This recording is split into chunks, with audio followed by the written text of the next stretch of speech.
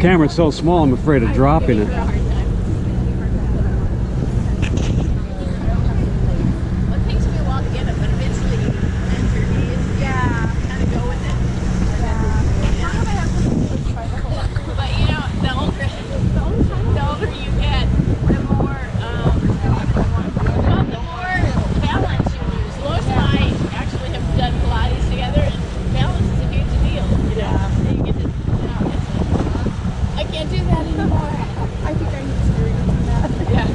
Camera. Oh, there she is. Camera. I got the camera on. Camera. Camera.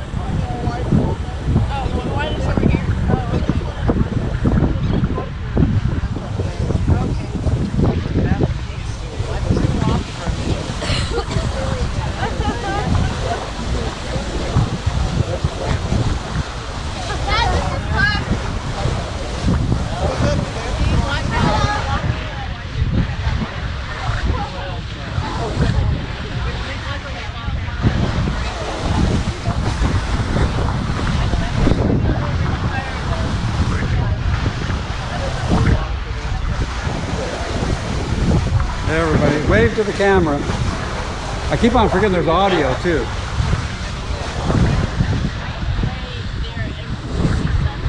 Back to the harbor. Beautiful day on the bay. Heading for the lighthouse.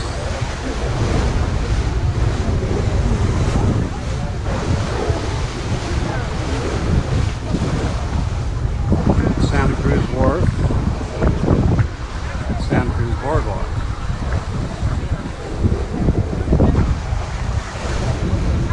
Looks like a Shoaf down there. Yeah, get in here.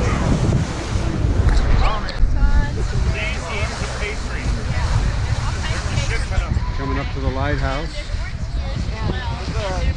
The guy in the gray jacket over there, that's David's son. Oh, okay. And those two little ones that are laying down. Right. All right. And this is my grandson. All right. There'll be a test. Yeah. I'll never make it. No? I'm not good at that sort of. The memory is not that great.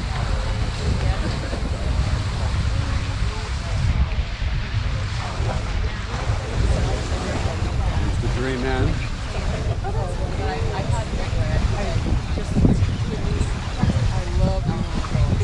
We're rolling. Smile. Smile for the camera.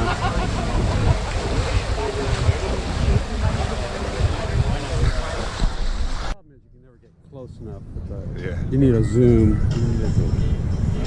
And you need stable feet, which I don't have. But all they do is sleep, clean themselves, and just a word that kind of explains what you thought of Dad, or any kind of interactions you had with him. He was a good guy. I love him very much, and I miss him dearly. Oh, just a real quick. It was. I think my favorite memory is when we were in North Carolina driving around on the boat. We were going to get pizza, and I just remember we just had a really great time with teaching. He would just taught us a way to fold pizza so it got less messy. It was funny. Yeah. And like, he was just always really nice to me when I was younger. you're still young. A lot of stuff, but Dave was all out. That's Dave and Sharon really adopted us when we moved to 2 doors down from there in Capitola, and we have so many great memories. I remember the dinners with the bottle of Oppo, which was Dave's favorite wine, and so it was a very very fun memory. We did ourselves, and the guy was just looking at us, and so finally we got the gas and paid for it, and had the gas hose in the car pumping, and this guy kind of came up close to us, and I'm thinking, man, this is kind of weird. And so he was looking at David, and he said, You know, you don't very often see anybody with a ponytail and penny loafers. We knew something was up. When he but that was great. And yeah, well, I've got a bottle I'm bringing today, and but the way he introduced me to it was really interesting. We used to travel together for work, and he was a great traveling buddy. Great, we had so much fun, and that's one of the things I missed the most when I retired. And we were in Connecticut, and he'd gone to a long, boring dinner thing, and he had to go to, and you know, always a salesman. And I was back in the room working, and I'd had dinner set up to my room and had a really bad glass of wine. And so he called me after the dinner. He says, "I'm done. What do you want to do?" And I go, "Well, I already ate." And so we decided to walk across the street. There was a restaurant there, and it looked like people were sitting outside having wine. And I said, "Okay." So we walk into this place. Well, they had wine, floor to ceiling. I've never seen so much wine in a place in my life. It was a wine cellar, but not in a cellar. It was, but it was floor to ceiling, and it was just all this wine. And he walks by and he goes, "Oh, there's Bill Glass." So we sat down, and we were going to have a glass of wine. We sat outside. It was nice, and I said, "Well, let's have the Bell Glass." And he says, "Well, you better look at the price." So I did, and it was really expensive. And I said, "Well, we can't charge that to work. That's not right." And so we did. So we sat there, we contemplated a little bit. And I said, "But we could get it and share it." So we did. I was the first. I say it was really expensive. To me, it was the first $100 bottle of wine I ever had, and we shared the cost, and we drank the whole thing, and it was wonderful. David was so excited that you guys came over. Yep, he talked about that for a couple times on the phone. He was trying to reassure us that he was okay. Yeah. He was like, "See, I can play the saxophone. Y'all keep giving me shit." Gotta find it. Yeah, he was probably one of the sweetest, warmest persons that I've ever met, and he was always greeted you with a smile and a hug, and always showed up New Year's Day for my black eyed peas, collard greens, and for soul food for the good the new year. Good luck for the new year, and I was hoping that we'd have another year. But anyway, I'm going to miss him, but I think he's here with us in spirit. But I loved him and I miss him. David is one of those people, you know, just about anybody you can figure out something nice to say about them.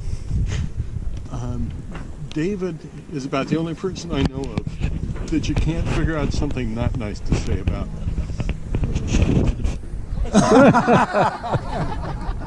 Well, he sure respected you. You're in the minority.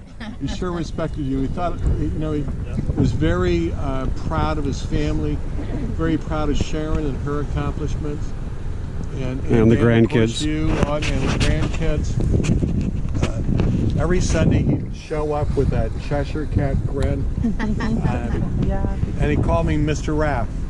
There's no L in my name somewhere south of the Mason-Dixon line, and I always felt good to hear that from him. But always an educator, always patient, and just never had anything bad to say about anybody, with the exception of Donald Trump. But Yeah, well, you know.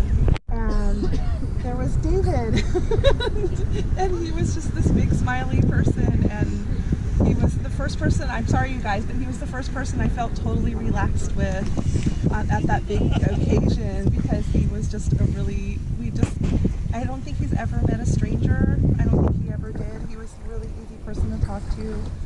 He knew the place I had just started working at, a big fabric store in San Francisco, and I told him, yeah, I just started working at Britex. Well, Britex? Oh my gosh! And he just totally made me feel at home, and it was just kind of the medicine I needed to feel comfortable at this huge gathering with all of these people that I had never met before. And he just always, that's just David. It's just always, I believe that was one of his missions in life, is to just make everybody around him feel as comfortable as possible, as relaxed and conversational, and he was just a really wonderful human. When we bought our first house up in Alameda, it needed a lot of work, and both David and Sharon helped out with that a lot. He really did. But the one thing I always think of, especially is we finally got it all done at our housewarming party. David just showed up and kind of took over the grill. Yes. and was, of course, like, not only was it a food station, but with David there was an entertainment station as well. And like, I think the most comments I got out of that party was like, "Oh, your new house is great, whatever, you did a lot of work, fantastic, but your uncle is really great." myself out to tech savvy, and so every time he would come around, he'd go, "Let me see your computer. I want to make sure it's clean." Okay. And then one time when I was living in New Mexico, he came by and he said, "You have screwed this computer up so much, I'm just going to give you mine, and I'll take this one back home and clean it. I'm not going to do it here." So he was always looking out for me and Mom, and that's what I remember about it. And David was the kind of guy who would take the worst customer in the world, biggest one, most upset customer, so he got all the tough customers, or on the road, if the customer wanted to talk your head off, he was just, we never, no problems with expense reports. No, we were. I signed it. So we had a little wine together on the road too. Well, you were paying. Yeah, that's true. One way or the other I am. But one of the best things with David and all the issues there is that it didn't matter very much. You don't always have that big grin on his face. See somebody new or he's out there and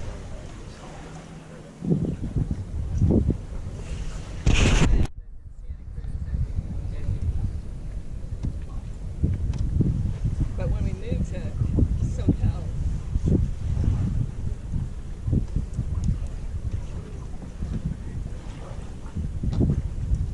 it really became a part of our lives. Dave and Sharon, when they separated and came back together, through that whole time, the whole, I guess it's like 11 years, 12 years now we've been in our house. It just flowed in and out of our lives. Show up, hunter gatherer, hunter buyer. We had Friday night dinners for probably 5 or 6 years, almost every Friday night. Gary and I are working one patio or another, or one place in our house, or the house is a wreck, just all piled up into the kitchen. And it was really a member of our family. We don't have a big family, so we really rely on our relationships with people, family where you find it. And it was like having a brother, having a family member here in our lives that I'd never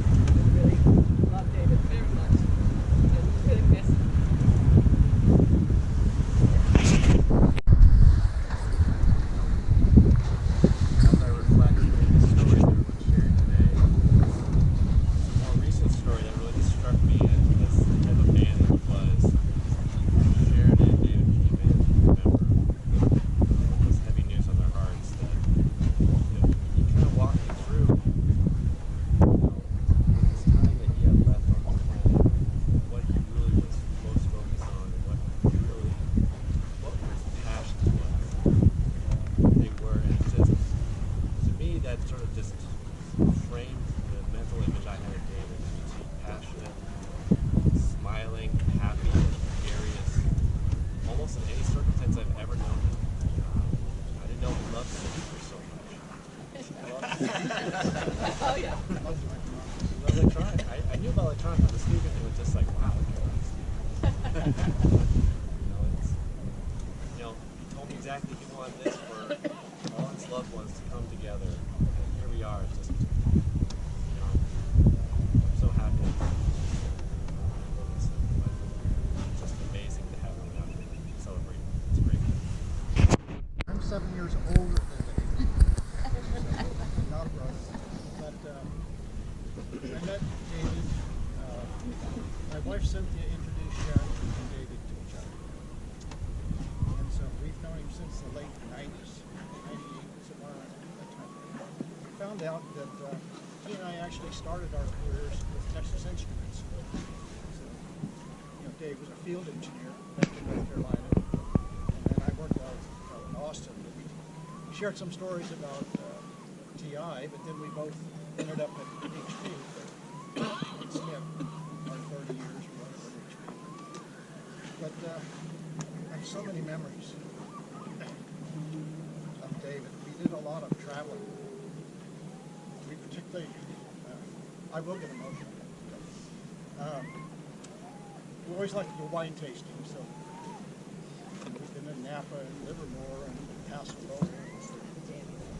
San Francisco Chronicle Wine Festival. We always spent the night and had a great dinner and everything. He was just such a easy person to be around. And I was thinking about this, and one of the skills that David had that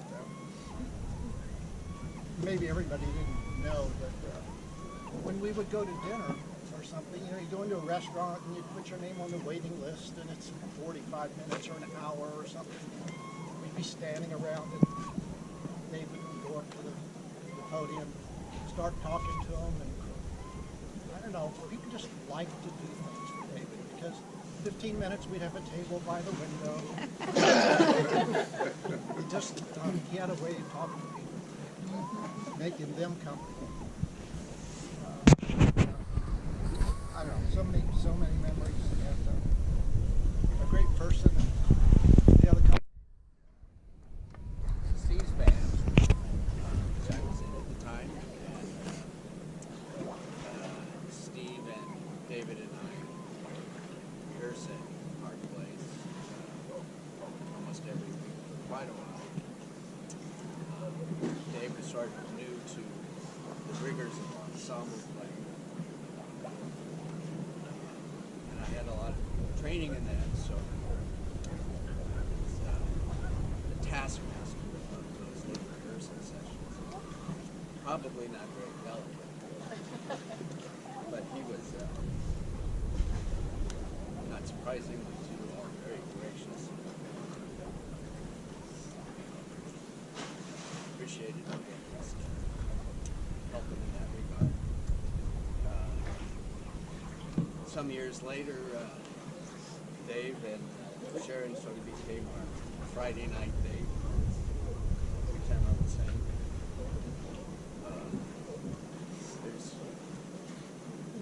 And we'd all be sort of jammed in on the kitchen, just hanging out.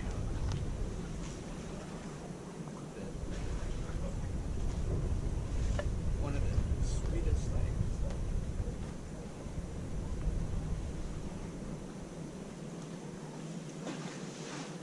At a certain point, so this is Friday night after a week of work and everybody trying to find a decompress. And I have this memory of him, and it happened frequently. He'd just be sitting in one of the chairs and there'd be just a little lull in the conversation. And he would just take this deep breath and just let out this sigh with a smile on his face. And it was just this, everything is right in the world expression.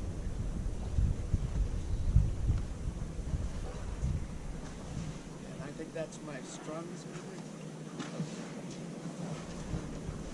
And we'll miss him.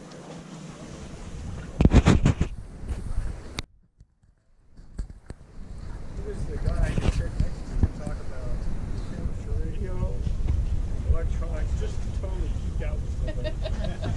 Well, the book club went off and talked about whatever the book was. You're off.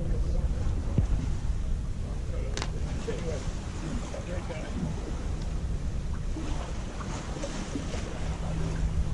So I met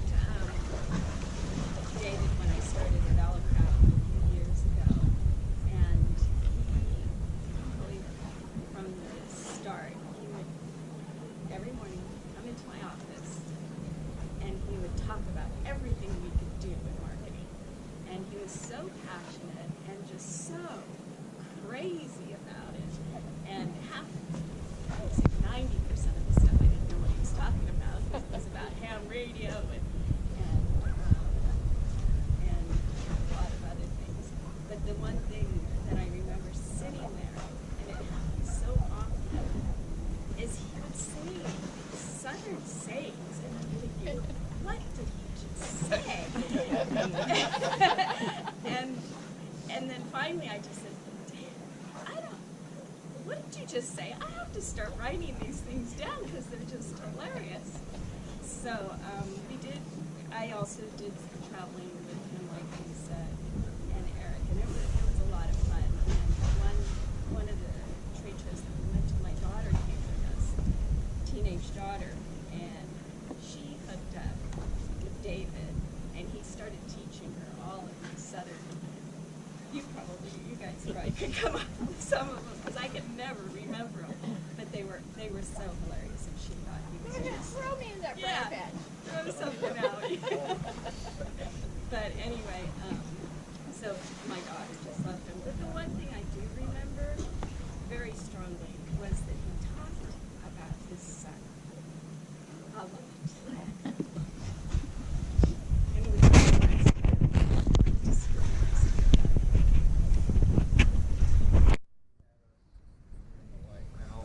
California a number of times, and he kind of introduced me to the California lifestyle. Just really, really open, passionate about everything he did.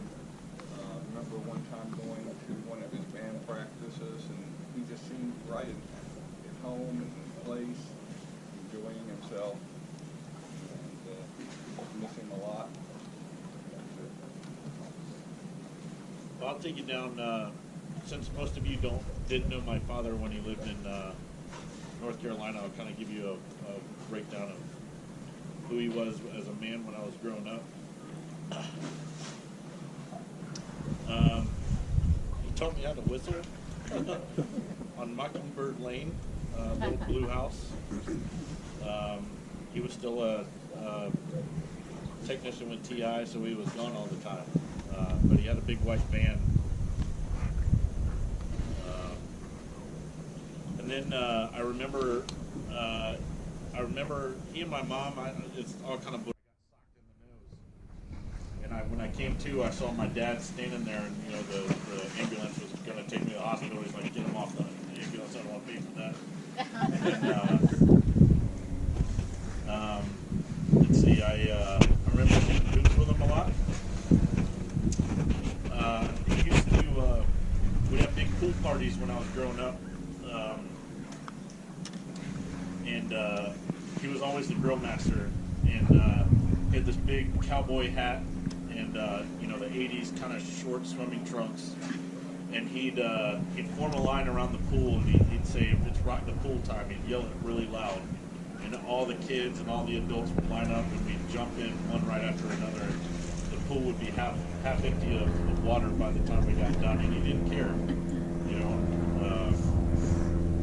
Let's see, and then I was in high school, and my buddies and I snuck into a high school football game, and we may have been doing things we shouldn't have been doing prior to sneaking into that football game, and I put my hand on top of the fence, and then we jumped over. Needless to say, I cut my hand really bad and was in the ER. My dad comes in at 2 o'clock in the morning, and I thought for sure he was going to have my ass, and I was going to be grounded forever, and, you know, going to the doctor and giving a urinalysis sample and stuff like that. And instead, he took me to Waffle House, just kind of sat there and said, "I guess you'll never do that again, will you?"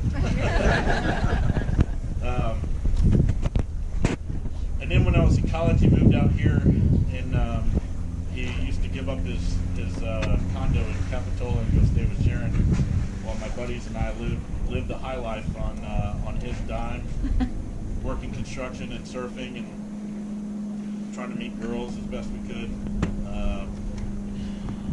And then when I graduated from college, he drove across country with me for about 2.5 weeks. If you ever have a chance to do that with your sons, I know I'm going to make my time with mine. But it was the best 2.5 weeks ever. He brought his ham radio. The only reason why I knew his call sign is because I must have said it a million times driving across country. KG6 IRW.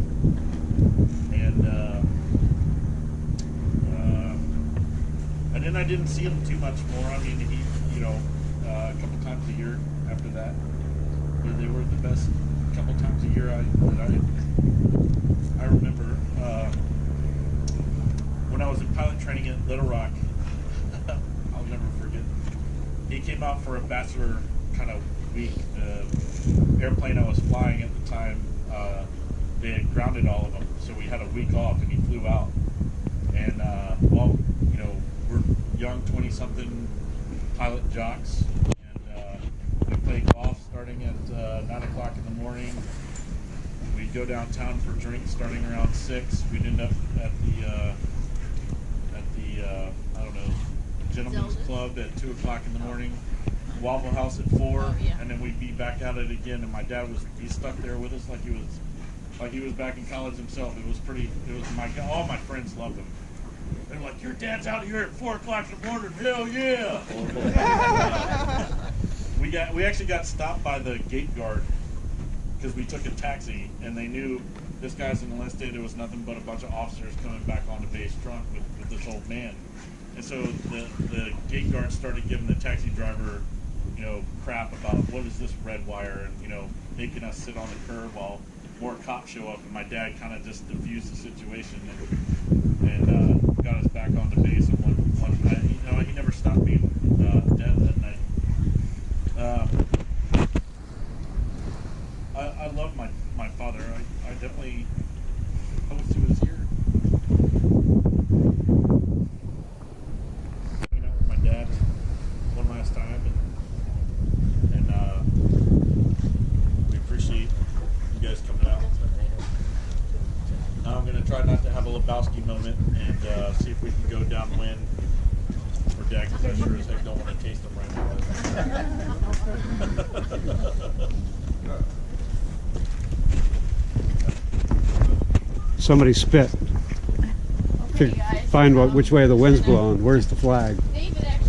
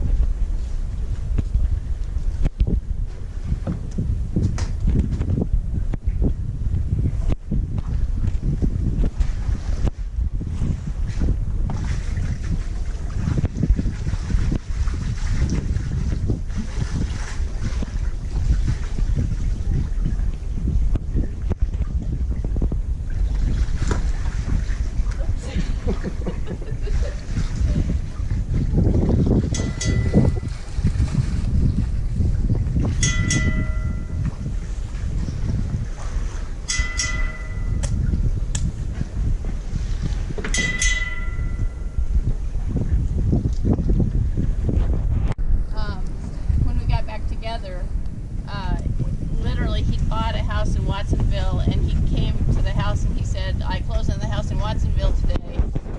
And I said, well, gee, that's too bad. And he said, why? And I said, because it would be kind of nice if we could figure a way to get back together. And he said, are you serious? And we were together again. But Dan and I were actually going through some pictures last night and found a series of letters that I had written to him from Europe right after we met. And then he had done this, what was it, like 5 or 6 page analysis of our relationship.